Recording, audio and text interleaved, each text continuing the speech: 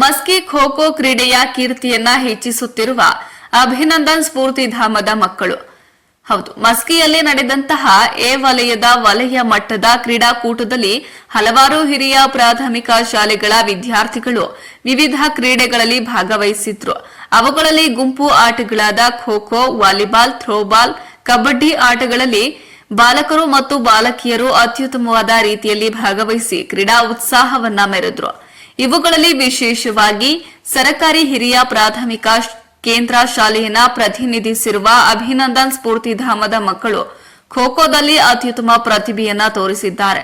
ಮಸ್ಕಿಯ ಹಿರಿಯ ಕ್ರೀಡಾ ತರಬೇತಿದಾರರಾಗಿರುವ ಜಾಫರ್ ಅಮಿಯಾರ್ ಅವರ ತರಬೇತಿಯಲ್ಲಿ ಸತತವಾಗಿ 4ನೇ ವರ್ಷ ಖೋ ಖೋ ಕ್ರೀಡೆಯಲ್ಲಿ ಚಾಂಪಿಯನ್ಸ್ ಆಗಿ ಹೊರಹೊಮ್ಮಿದ್ದಾರೆ.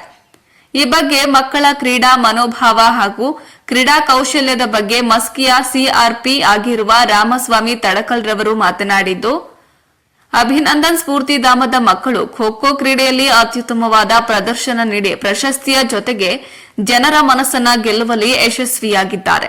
ಖೋ ಖೋ ಎಂದರೆ ಅಭಿನಂದನ್ ಸ್ಫೂರ್ತಿಧಾಮದ ಮಕ್ಕಳು ಎಂದು ಕರೆಯುವಂತೆ ತಮ್ಮ ಛಾಪನ್ನ ಮೂಡಿಸಿದ್ದಾರೆ. ಇದರ ಜೊತೆಗೆ ಎಲ್ಲಾ ಕ್ರೀಡೆಗಳ ತಾಯಿ ಎಂದೇ ಹೆಸರಾಗಿರುವ ಗ್ರಾಮೀಣ ಕ್ರೀಡೆಯಾದ ಖೋ ಖೋದ ಕೀರ್ತಿಯನ್ನ ಹೆಚ್ಚಿಸುವ ಕಾರ್ಯದಲ್ಲಿ ಅಭಿನಂದನ್ ಸ್ಫೂರ್ತಿಧಾಮದ ಮಕ್ಕಳ ಪರಿಶ್ರಮವು ಅತ್ಯಂತ ಮೆಚ್ಚುಗೆಗೆ ಪಾತ್ರವಾಗಿದೆ. ಹಾಗೆಯೇ